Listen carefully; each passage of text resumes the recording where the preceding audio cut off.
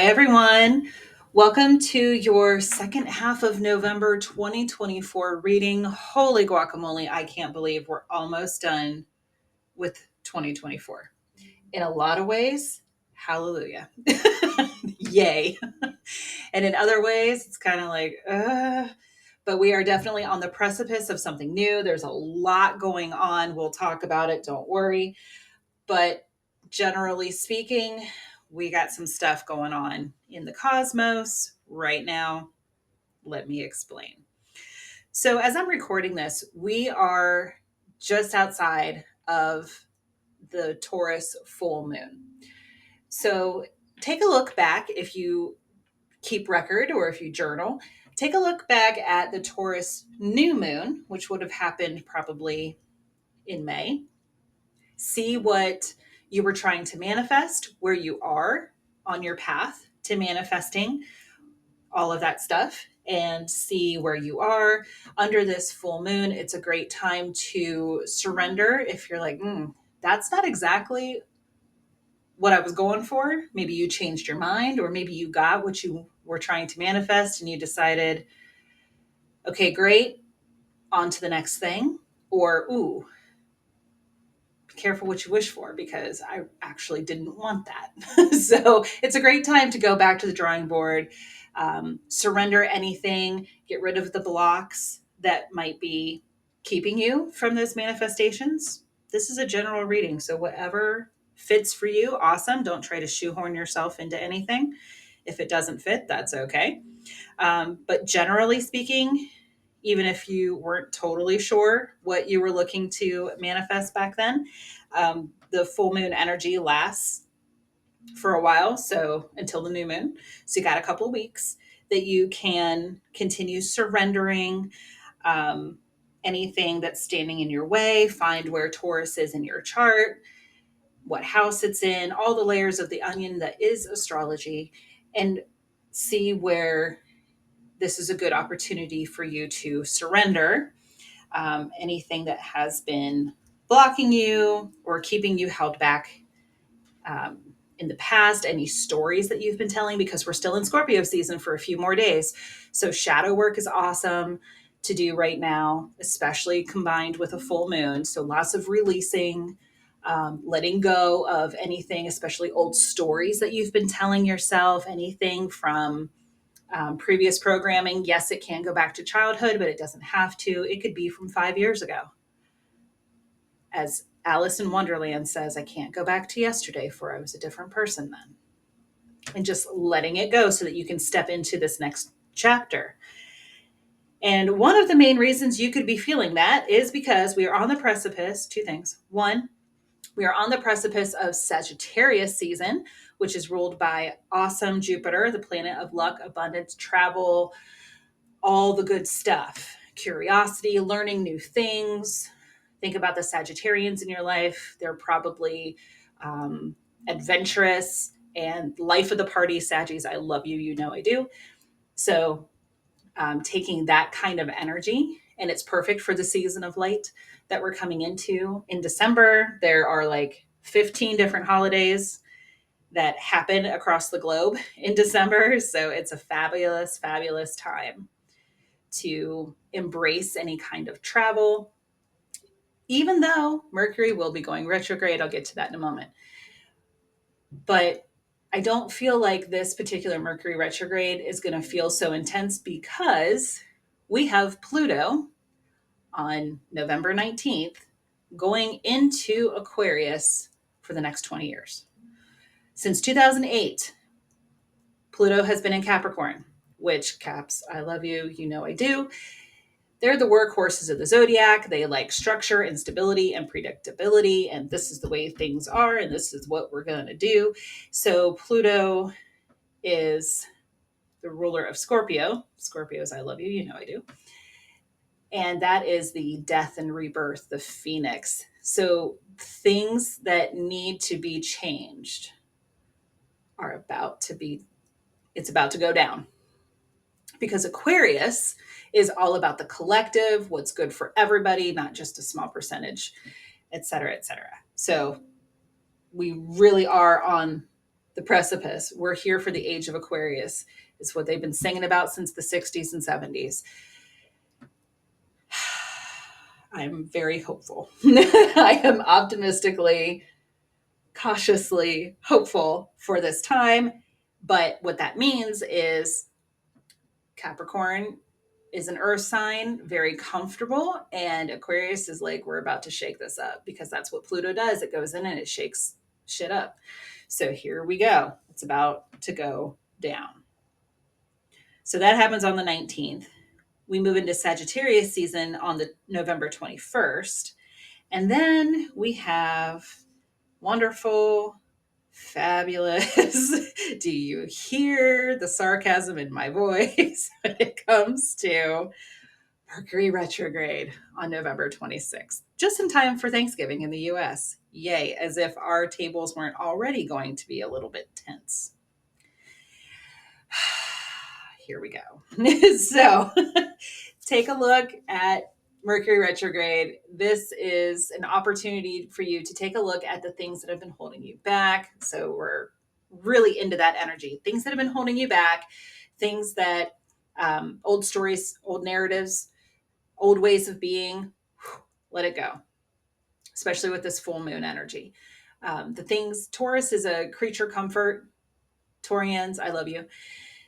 They're not a bull in a china shop. They're the bull wearing a flower crown, laying out in the field, sunning themselves, chewing the hay. Like, we're good. I'll move if I have to. But ruled by Venus, much like Libra, ruled by Venus, and loves, it's the creature comfort. It's the creature comfort. Loves the things that make us feel good, because who doesn't, right? We love the things that make us feel good. Massages, mani-pedis, facials, exercise, comfort food, you name it. The things that make us happy. So I'm not saying you need to get rid of that. Don't. Definitely do the things that make you feel good, always. We have a very finite, short amount of time on this planet. Do the things that make you happy. Harm to none. All the good stuff. With Mercury retrograde, it's a fabulous time to review, rejuvenate, redo, like a do-over, all the re's. So I'll do a separate reading around that later, maybe next week, before I put out the December readings. But for now, what's important for you to know is that it's happening. On top of everything else that's going on, it's happening. And it's okay. We're going to make it through. We always do. It'll be great. So what I'm going to do is I've got the Light-Seer's Tarot. I've got lots of other Oracle decks around me here. We're going to take a look at what you can expect for the next half of November. Kind of like a game, making a game plan here. Reading the energy. Remember, this is always reading energy. Don't give your power away at all to any kind of reading. It's just like GPS. This is the route that it looks like we're going to go. At any point in time, you could turn left when you're supposed to, the GPS says to turn right. And we just take a different scenery. Don't worry. You're always going to get back to where you need to be. But you do have free will. So keep that in mind, knowing that this is just an energy reading. Take what resonates, leave what doesn't. Don't try to fit yourself into something. If I say career and it's love, if I say love and it's more not romantic, but familial or friendships, take the energy how it resonates for you. Okay. I do that myself, even with the big readers on YouTube that I follow and other spiritualists. And when I get my own personal readings. Okay. Just putting that out there. So let's dive in. All right, Taurus, let's see what's going on for the second half of November 2024. Please remember, this is general. If you would like your own personal reading, all of my info is in the description box below. All right. We're going to start off with Wisdom of the Oracle. Let's see what's going on.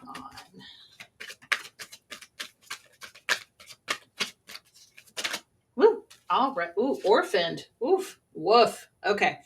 Um, much like, I know you can't see my face because I usually don't. I just like to keep the focus on the cards. We'll get there. Don't worry. I've been asked. I know. Anyway, orphaned feels like Five of Cups energy there. Fork in the road, especially since orphaned is number 5 and the Five of Cups is the grief card in the tarot. It feels very much like that energy. Well, don't worry. We'll get into it. Fork in the road, number 13. 1 and 3 is 4. Choices. Okay. And more. Woo! Well, all right. One moment. All that glitters. Number 16. 1 and 6 is 7. Okay. Orphaned. Ooh, okay. So that makes me feel, if you are an orphan, I am so sorry. My heart goes out to you. But the orphaned card here makes me feel like you do feel like you're alone, like you don't have anybody to stand in your corner and stand up for you and be there for you. Maybe you didn't have your parents growing up, or you didn't have trustworthy adults. Maybe your parents were around physically, but not emotionally. But right now you're feeling very much alone. And it's time for you to be your own champion, is what I'm hearing. Instead of waiting for someone to come and save you, save yourself. Woo, Taurus. Okay. So this sense of loss, maybe even like losing yourself, like an identity crisis, feeling like you don't fit in. It's just this needing to belong, or not sure where you stand with somebody or something, or in your community, in your workplace. I know that I've never really felt like I've belonged. So soul seed energy. um, Most of us who are from other places don't feel that way. We don't feel like we belong. I'll just say that. So you're in good company if that resonates for you. But this feeling of isolation, um, not fitting in, just this like island of misfits toys just came into mind for me from the animated Rudolph that's like 50 years old, or more. It's very solitary. It's a very solitary feeling. Um, so you're feeling disconnected in some way, even if, was it Robin Williams, late great Robin Williams? True loneliness isn't being alone, it's being surrounded by a bunch of people and still feeling alone. Like people don't understand you. Oh, Taurus. Oh, sweetie. Okay. Let's see. I think we've all felt that way from time to time. So this is shadow work energy that's coming in. Even if you don't necessarily feel that way right now, there was probably a time in your life where you did feel that way. So going back and doing some of that shadow work around it. With fork in the road, this is a decision. Which way do I go? Which way do I go? Considering all options before you act. That's always a good thing. But be careful not to get too up in your head about it. Maybe this energy is coming through. You feel like you've made bad, and I'm going to put that in quotes, bad decisions in the past. So you're afraid to move because you're questioning yourself. You don't want to go back to that feeling. Of course not. Nobody does. But it's necessary to make a choice. And what if I told you, if you've never heard me say this, here we go. What if I told you that you couldn't make a wrong decision? You couldn't make a bad decision. No matter what decision you make, you're going to get the same experience. It's just going to have some different scenery. Choosing, I'm going to use a very watered down example, this job or that job. Well, this one pays a little bit more, but this one is more time flexibility, or this one has more growth opportunity, or this one's closer to home so I don't have to travel so far, or it's work from home. Lots of things to consider. It doesn't matter which choice you make. You're going to get the same lessons and growth experiences no matter what. Ha ha ha. Hopefully that helps you. It doesn't make it even more like, oh, well, if I can't make a wrong decision, that doesn't help either. But every choice has, how does it go? Every action has an equal and opposite reaction. So there's always a consequence to our actions. It could be a positive consequence or a negative. No matter what, there's going to be a lesson and a blessing. Okay? Don't worry. We'll dive a little bit deeper. But you have a choice to make here. And sometimes that choice can be to stay stuck or to move forward. Take what resonates. And then all that glitters, not all that glitters is gold. Okay? Sometimes, let's see, what's a nice way to put this? It's that whole like, if you polish feces, it's still feces. We'll just say that. Well, that's about the nicest way that I can think of to say this. But it's seeing beyond here's the mask. I think it was Aries got take off your masks. So if you've got Aries placements, maybe go watch the Aries reading. But the message was about taking off the mask and seeing below the surface, letting other people taking off your own mask. We all have some sort of mask that we wear. But there are times to drop the mask, to let it go, to see beyond the surface. Like maybe going back to the watered down job example, maybe it's like this one has more prestigious title, but it's really not what you want. So dig down beyond the surface of like, well, what do I care about being the top of this particular market if this job is going to suck my soul dry? Why would I take it? Just for some title on a business card, on an email signature? That's not how people are going to remember me. And if it is, what am I doing with my life? Okay, Taurus. So, of course, we want to look our best, feel our best, be our best, put our best foot forward. Don't try to keep up with the Joneses. Okay, just don't. My creature comforts loving Taurians. This full moon was probably pretty dense for you. But it's natural to want to have some sort of status, to feel important. But what does that really do? What does it really mean? Explore that. Examine it. Are you trying to make up for something? It'll be hilarious if Hole in the Soul comes out of the one deck that I'm about to use. Let's just get into the tarot. Let's see. Okay. Let's see.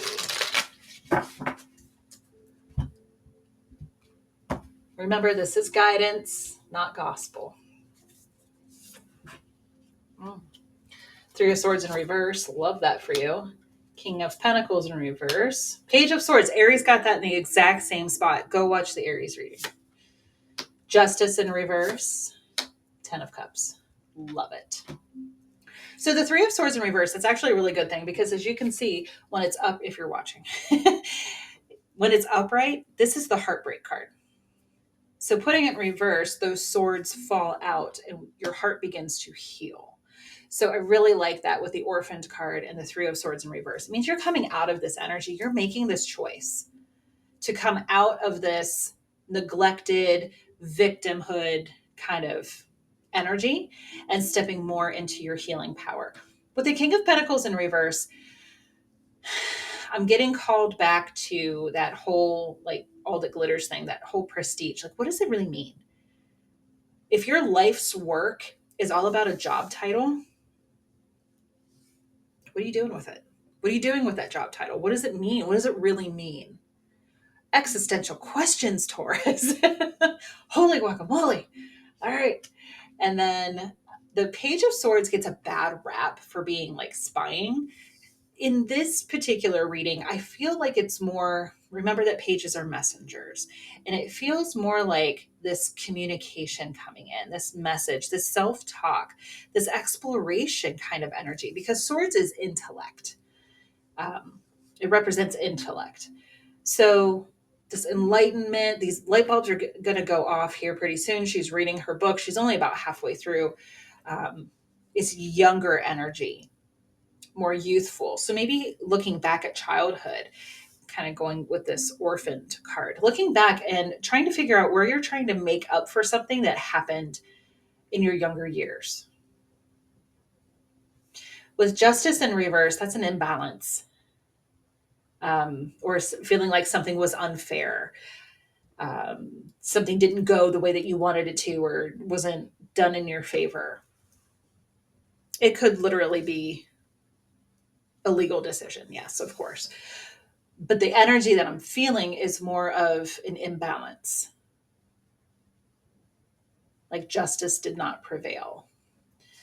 Maybe it was a divorce and you're trying to make up for something. I just keep getting this, like trying to make up for something, trying to make up for something, energy. Let's keep going. With the 10 of Cups here at the bottom, I really love that because it's your outcome. So this happy family, it's stability, it's emotional stability because Cups is emotions.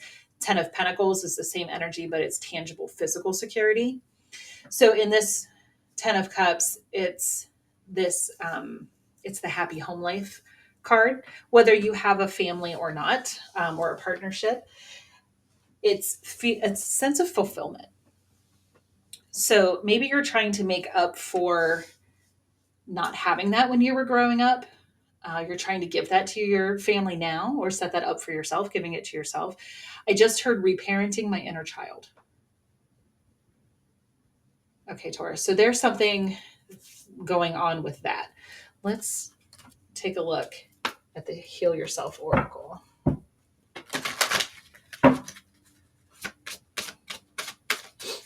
What healing are you being invited to do?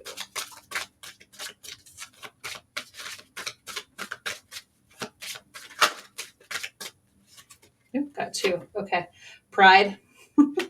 Pride and Prejudice is what I just heard. Okay. And entrapment. Woo. Woo. Okay. On the bottom was rejection. So where did you feel rejected in your younger years? It doesn't have to be absolute childhood. It could even be in your 20s. But where did you feel rejected? Where did you feel left out? Where did you feel like something didn't go the way that you wanted it to go? Where you were unfairly judged? It could be that too, unfairly judged. And it's getting you stuck in this revolving door of trying to make up for something, trying to make it up to yourself or up to others, trying to compensate in some way. And it's born out of ego. Okay. So let's see. Because this was your moon, I'm going to pull from the Moonology deck.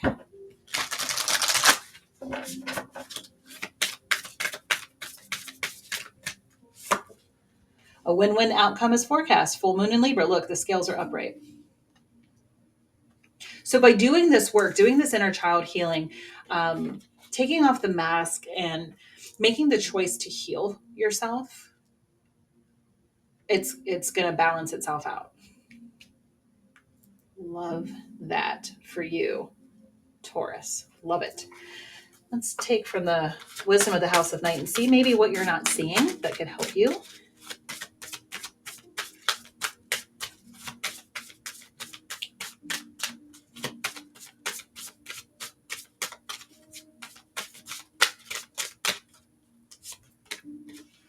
High Priestess of Water. Let me pull the guidebook because I'm not exactly sure what. She's number 4. And I love the High Priestess energy. High Priestess in Tarot, there are 4 or 5 High Priestesses in this deck. This particular one is of water. So that's emotions, that's cups energy. And the High Priestess energy. High Priestess in Tarot is someone who's very intuitive and knows. Your opposite sign is Scorpio, which is a water sign. It's time to remind you that all things change. And water takes its takes the form of whatever container it's in. So if it's in a glass, it takes the form of a glass. If it is frozen, it's ice. If it evaporates, it's a gas. And in its natural state, it's a liquid. So it flows, it's flow energy. It's also cleansing because water is cleansing. So maybe if water calls to you, I'm a big fan of a bath or shower meditation and just rinsing the day off of you, letting it all go into the water. But water also holds memory. And we are like 80% water or something like that as humans. So drink your water. That's another one that I just heard.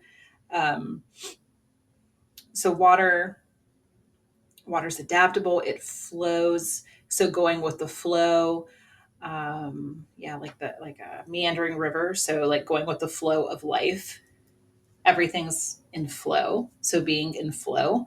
Um,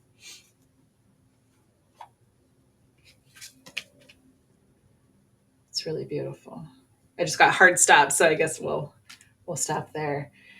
But that was a really good. Let me pull one more from the Divine Energy Oracle deck.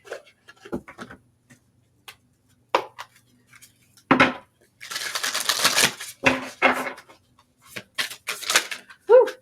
Okay. Be decisive. So there you go, that fork in the road. Like make a decision and do it. Just do it. I love it. Reach for the stars. Yeah. So do what you love. So it's just a really lovely energy of making a decision and going for it, leaving this victim mentality behind, releasing the ego, healing it. Ego's great for don't walk down a dark alley at night, keeping us safe. But then beyond that, let it go. You can't make a wrong decision. So just be decisive and be bold and reach for the stars. Do the best possible thing that you can do for yourself and follow your heart. Do what you love. If you're making that choice, making it out of love is always going to bring you out on top. 10 of Cups. Woo, Taurus. Okay. Interesting next few weeks for you. This is your mission, should you choose to accept it. But I hope this was helpful. Thank you so much for watching. Take care.